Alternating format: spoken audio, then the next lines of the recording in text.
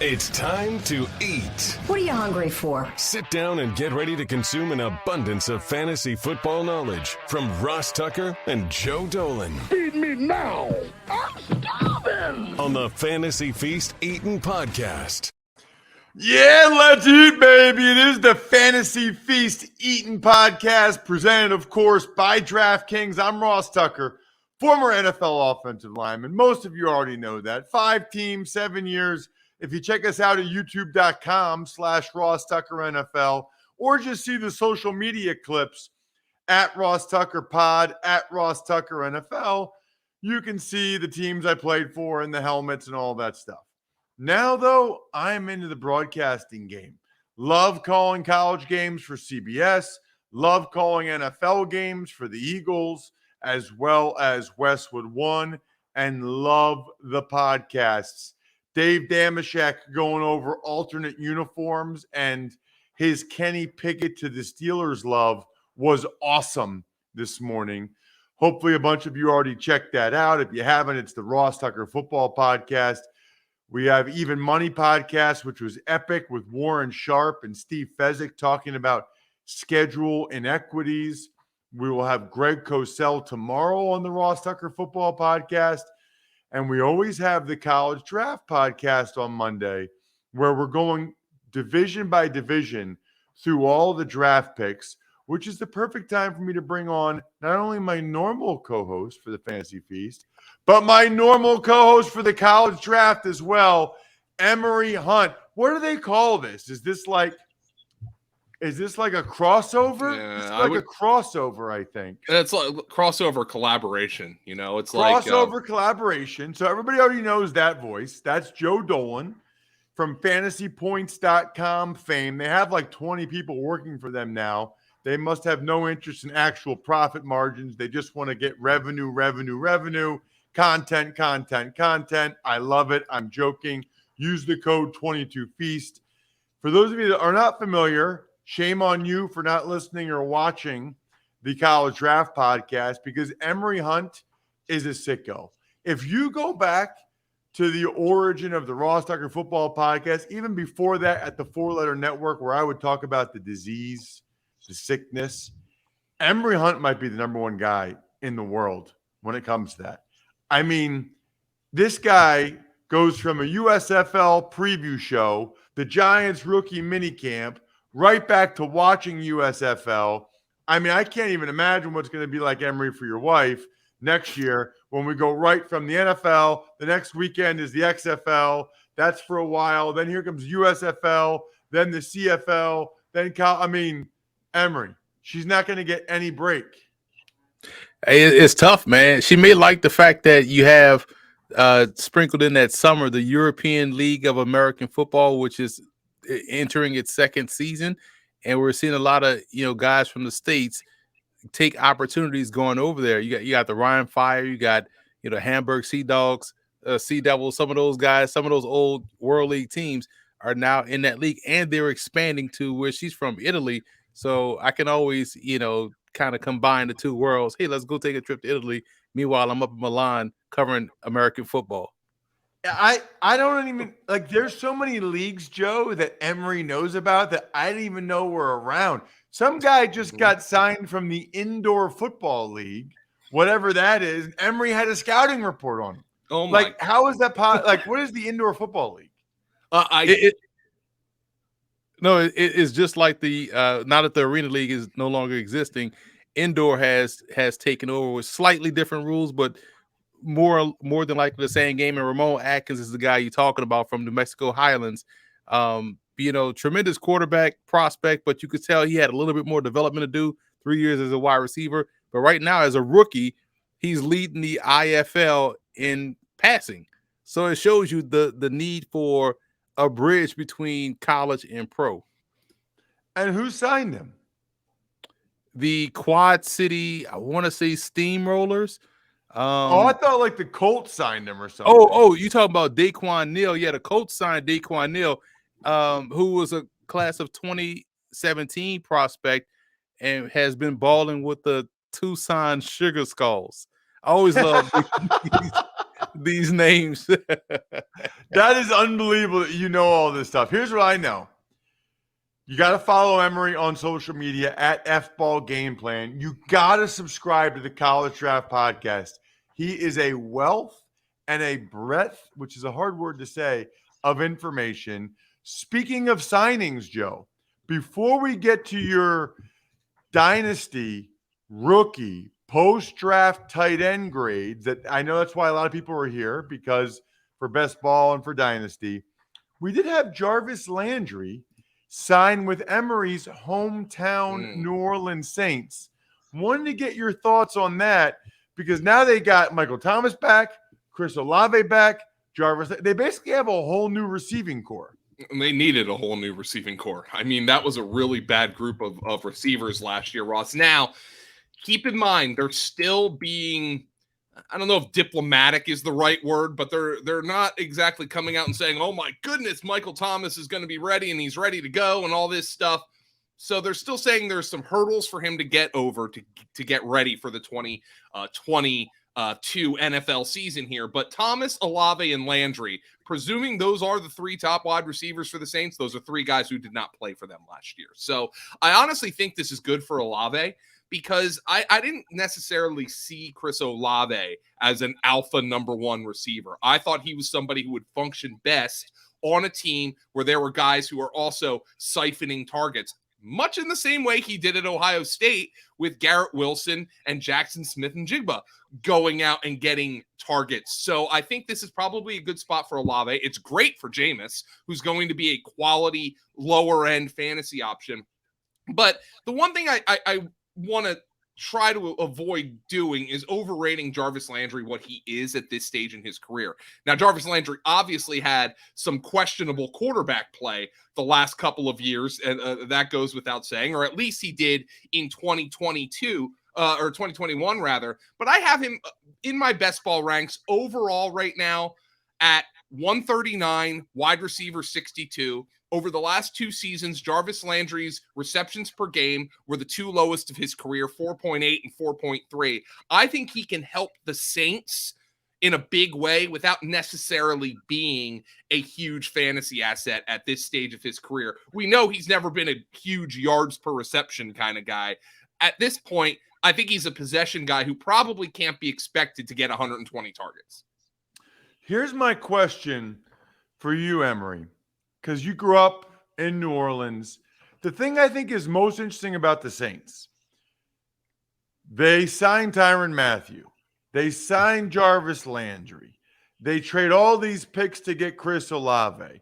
We talk a lot, because we're sponsored by DraftKings, about betting, especially on the Even Money podcast. Their season win total number is 8.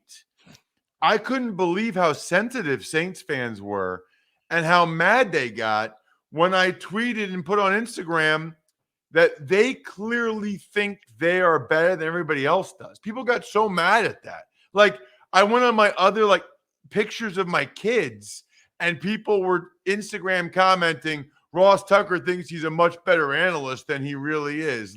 I wasn't criticizing them. Maybe they are. Go for it. It's just interesting that you look at their win total, and yet the Saints are all in on this year. Yeah, and it was, I took your comment as a compliment to the Saints fans and Saints team, thinking that, man, this is obviously ludicrous that 8 wins. That's a double-digit win team this year. They were damn near that last year with everybody playing quarterback. So now you get a healthy Jameis back. Defense is even better. Offense is better. Yeah, they're gonna smash that over on that 8 number. So I just find that fascinating. But I'm always poking fun at the Saints fans, because again, growing up there, knowing what the Saints were and how even when they were good, a lot of games weren't sold out. So we had blackout rules at the time. So you either had to go to the game, or someone had a satellite dish. Back when you used to have the big, tall, black, huge NASA satellite dish, you find someone that had that, or you had to go out of town to close to Baton Rouge to watch the game to see it. Otherwise, you listen to it on the radio and watch whatever game they were playing in place of the blackout. but the since 2006 Saints fans are more relentless than the actual diehards that grew up watching the Saints. Now there's a tailgate area. There's all this stuff going on, but now, back then it was nothing. These same folks that are ride or die in your comments, killing the Saints, are the same folks back when I was growing up. There were Cowboy fans, 49er fans, Washington fans, Steeler fans, Dolphin fans, Bronco fans. Nobody was a Saints fan back then, but now everybody's a Saints fan. It's so funny to see because I'm one of the true, authentic ones from back in the day. So here's my other question for you about veterans out there. I saw where Philip Lindsay signed with the Indianapolis Colts. And Joe and I were texting. Joe, I hope you don't get mad at me for saying this, but Joe said he thinks Philip Lindsay is a zero as far as fantasy football is concerned, which is fine. My question is, where did I lose Philip Lindsay? Where did it go wrong? I remember the first couple of years, I thought this guy had juice. I loved him. I thought he was a starting running back in the NFL, or at least a really good number 2 change of pace guy. And now it's like he's like a total afterthought. He is, to quote Joe Dolan, a zero for fantasy. It's tough because, you have Nyheim Hines there. You have 2 really good UDFAs in Devontae Price out of FIU and CJ Verdell out of Oregon. So I kind of agree with Joe there because it's like, where is he going to fit in? And I feel like it fell off for him once he started to rack up those nagging injuries with the Broncos and started, allowing Melvin Gordon to get back into the picture. So I felt like because he was getting banged up and missing time, the league kind of started to view him as, oh, he's not big enough. He's a scat guy. He's a complimentary guy. Then he goes to Houston and it's more of the same thing. So I feel like he's falling into that stereotype of what people view smaller backs are. Yeah, I just always thought that Lindsay's style was the style of a bigger back. And he was a downhill kind of hard charging runner, and you respect that mentality from somebody like Philip Lindsay, but you do wonder, and as Emory noted, nagging injuries picking up, can a guy that size kind of hold up? And, he's also never, unfortunately for him, I think teams probably do view him as this is somebody who needs to contribute as a receiver. He's been inefficient as a receiver. The last 2 years, he's caught just 11 passes in 25 games. So I honestly, as Emory mentioned, you've got a couple of really interesting UDFAs. The kid from FIU who tested out of the building, I thought was going to get drafted. Colts beat writers were essentially saying, Ross, that Philip Lindsay is an addition to a crowded battle for the number 3 running back job. And what I think the Colts are looking for here as that number 3 is not, Nyheim Hines is the complement to Jonathan Taylor if you want to have a compliment. They want to have somebody who maybe if Jonathan Taylor misses time, they can hand 15, 16, 17 carries to. And Lindsay's now part of that battle right now. But he's got an uphill climb to make the roster right now. I mean, it's a 1-year deal. Unfortunately, this is how the running back position is treated in the NFL. Lindsay is like Justin Fargas used to be. You love the brutality, but bro, you gotta be able to make some people miss. Can't crashing everybody, man. Yeah, that's a name from the past there. I love Justin Fargas had some juice, man. He could run. Run Emory's good for one of those to show. Again, subscribe to the College Draft Podcast. You know what else you should do? And you know what Philip Lindsay should do? Take Athletic Greens. Because you can drink your vegetables. You don't get nagging injuries. You don't get hurt. You don't get beat up. 75 high quality vitamins, minerals, whole food source superfoods, probiotics, and adaptogens. I started doing it because Andrew Brandt, everybody else was saying they were doing it. That Tim Ferriss guy is a stud. If he's taking it, I'm taking it. Plus, I'm just not a big vegetable guy. I don't enjoy eating vegetables. I throw a couple into like my salad and then dump the salad dressing on it. Why not just chug them? I like chugging things, so why not chug vegetables? To make it easy, Athletic Greens is going to give you a free 1-year supply of immune-supporting, that's kind of a big deal these days too, if you haven't been paying attention, vitamin D, and 5 free travel packs with your first purchase. All you have to do, Joe, Emory, is visit athleticgreens.com/feast. I love seeing them come up with like codes or websites that they have to do based on our podcast names. Again, that is athleticgreens.com/feast to take ownership over your health and pick up the ultimate daily nutritional insurance. All right, we are diving into Joe's Dynasty rankings for rookie tight ends. Here's the question, Joe.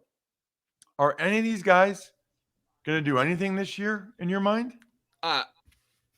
Let's just say I'm not targeting them in my best ball drafts. Let's put it that way.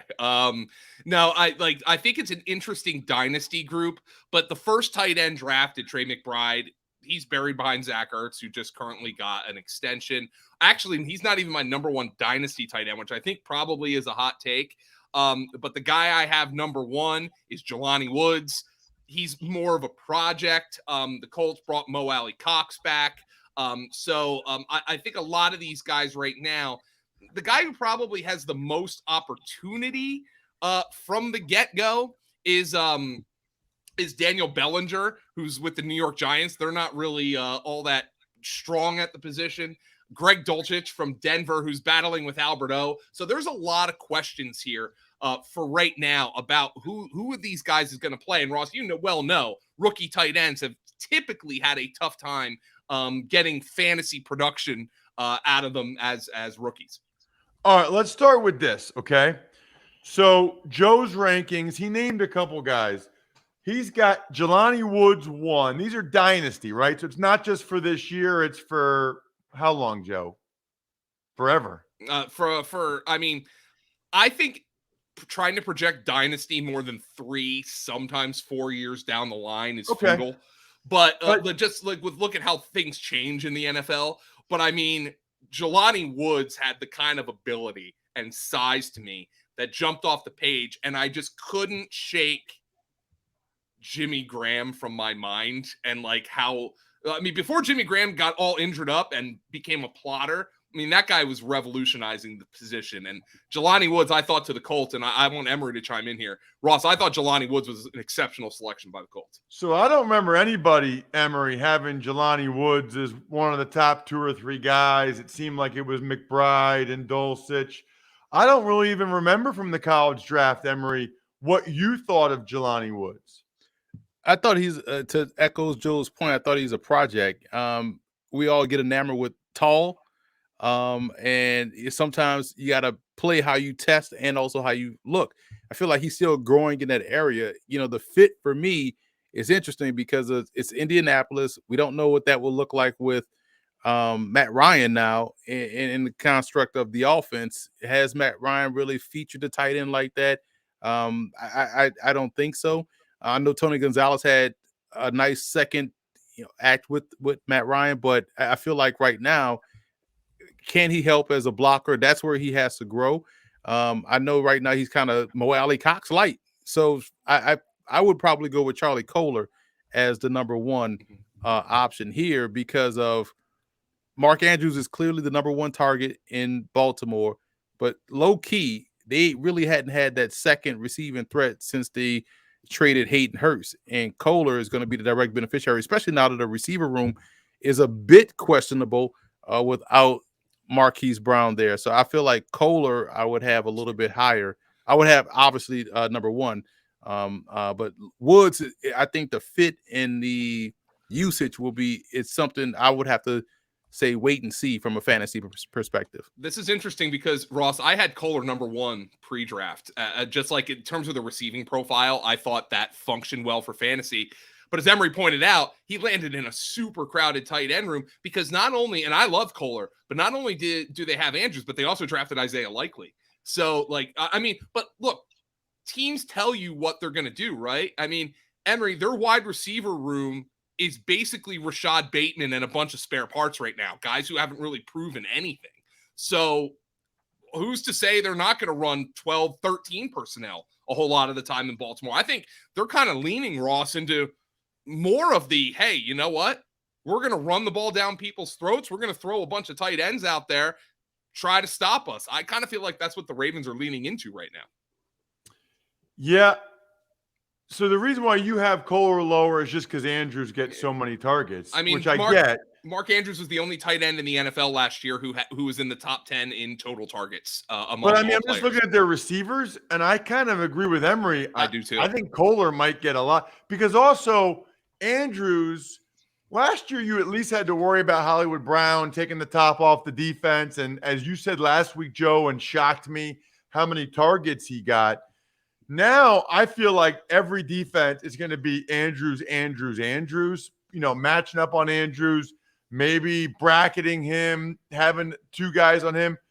Kolar it felt like at Iowa State, every Iowa State game I watched, I swear the guy had 1 million catches from Brock Purdy.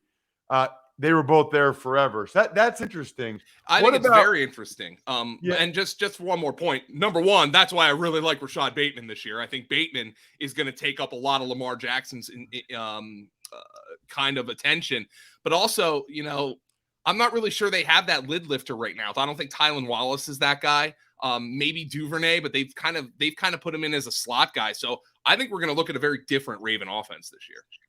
So you have Jelani Woods 1, Trey McBride 2, who I thought was a heck of a player at Colorado State, watching him on tape, doing one of their games against Fresno State. Dulcich is 3. I feel like Dulcich, I'm surprised he's not getting more love in Denver with Russell Wilson. I don't know. They lost Noah Fant. Albert no chance. I'm going to try to pronounce your last name. I don't know. I don't think he's that great, Joe. Well, I want to talk to Emory about this because the fantasy community basically already projected. They're saying because of the Noah Fant trade, obviously he was the big piece going back for Russell Wilson, at least in terms of personnel. Everybody was like Albert O to the moon, Albert O to the moon, Albert O to the moon, and then they come out and they draft Greg Dulcich. Emory, how do you compare and contrast those two skill sets? Because Dulcich, apparently, he's been making noise at rookie minicamp, and we always have to temper expectations every year. Like the beat writers are like, "Oh, this guy's turning heads." That's the big phrase. He's turning heads. But how do you compare and contrast their skill sets? Because this was kind of a wrench into the Albert O hype. Well, this is the reason why I differentiate my tight ends and receivers and cornerbacks like that. Dulcich was my number 2 H-back, and I view Albert Oweebenam as my number 1 inline guy, or as an inline guy, or even a flex guy. So I feel like you could have both on the field at the same time. I love the prospect. I compared him to George Kittle because he's fluid, getting in and out of his breaks. He's a great catch and run threat. The problem is not like we're talking about Baltimore's offense. You're talking about this now in the scope of, wow, you have Jerry Jeudy, you have Cortland Sutton, you still have Tim Patrick out there.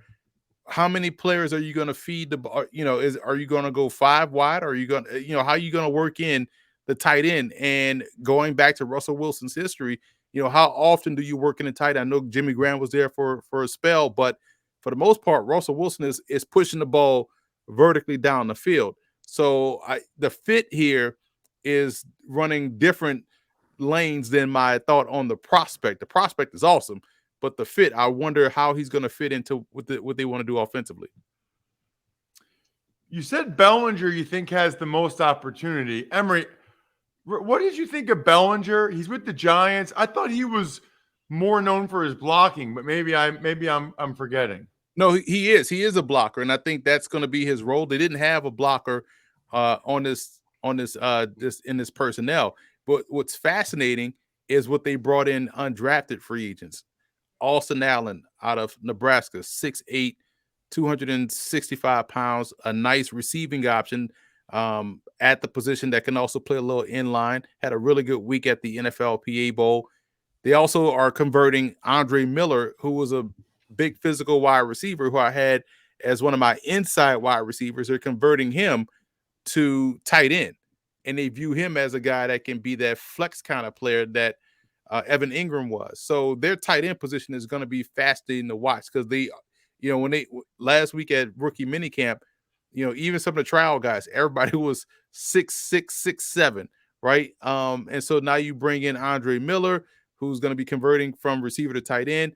Austin Allen is someone that they have high expectations for, but Bellinger is someone that really can block. So I feel like he's going to be that foundational piece in that regard.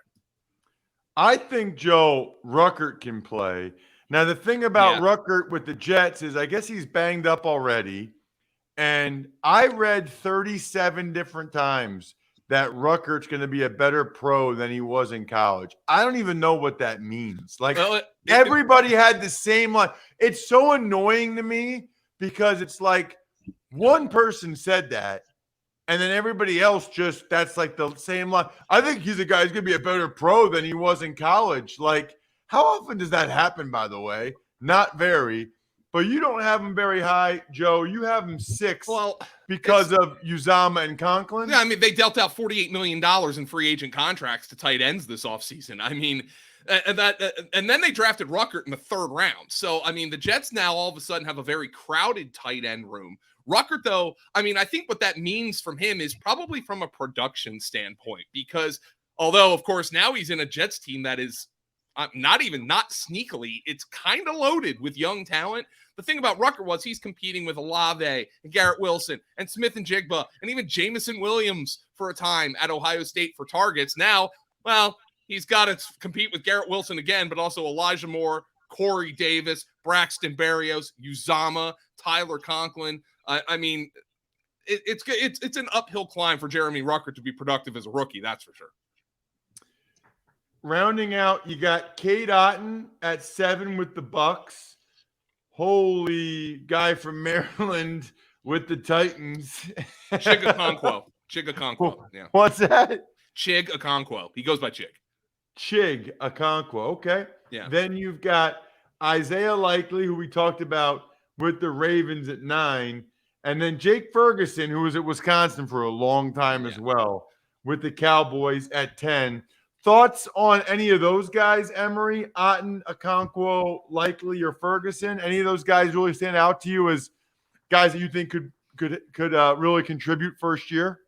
Okonkwo is one because I feel like he's sort of like what they had in I forget his name. Jonnu Smith. He's exactly like that, and he's someone that compares his game to Jonnu Smith. I spoke with him at the East-West Shrine Bowl. That's the name he brought up. So I think that's a good fit for him being at off tight end to Austin Hooper. Otton is going to be an inline guy. He was my number 1 inline prospect in the draft class. And Ferguson was my number 1 H-back. That's an interesting one to watch because I feel like he has a chance to be sneaky productive, running opposite of, what they currently have at tight end, who's also really good too. Dalton Schultz. So for me, I feel like Ferguson is a sleeper. Likely could be that big receiver because he's someone that really knows how to run routes and get open. The Ravens offense is going to be fun to watch because you don't have enough safeties or guys that can cover tight ends that can move. And you're going to have to cover 3 of them out there on the field for Baltimore in addition to what they bring out there at receiver. But I feel like all 3 has a role, but if I had to choose the sleeper right now would be Okonkwo. But Ferguson is someone I find intriguing. Any Ross, thoughts on any of those guys, Joe? To wrap the one guy I reserve the right to move up in my rankings this offseason is Cade Otton. And this is entirely contingent on what Rob Gronkowski does. And I think Otton has an opportunity. I think he's going to be a really good player. But if Gronk plays this year, Otton is 3rd behind Gronk and Cam Brate. I mean, if Gronk doesn't play this year, Otton could be playing quite a bit right away. So I think this was a future pick. The Bucs actually drafted 2 tight ends. They drafted Kieft as well out of Minnesota. He was a 6th round pick, but Otton's the guy who, if I'm looking for a fantasy guy for Dynasty, he would be the pick there. And he's got a sneaky opportunity to produce as a rookie if Gronk doesn't return. Here's what everybody needs to do now. Make sure you're following both these guys on social media and make sure you are listening to Emory on the College Draft Podcast because he's an absolute stud. At FBall Game Plan on Twitter. Football Game Plan on YouTube, by the way, is excellent. You can always watch us, youtube.com/Ross Tucker NFL, or just see the highlight clips of the other shows at Ross Tucker Pod on social media. Joe is at FG_Dolan. He's the fantasy gangster. FantasyPoints.com is the place where you put the code in 22Feast to get a discount of a discount on the best fantasy website that's out there. Other than that, I am stuffed. We're done. Thanks for listening to the Fantasy Feast podcast. Make sure to also subscribe to the Ross Tucker Football Podcast, Even Money, Business of Sports, and the College Draft. All available at Apple Podcasts, rosstucker.com, or wherever podcasts can be found.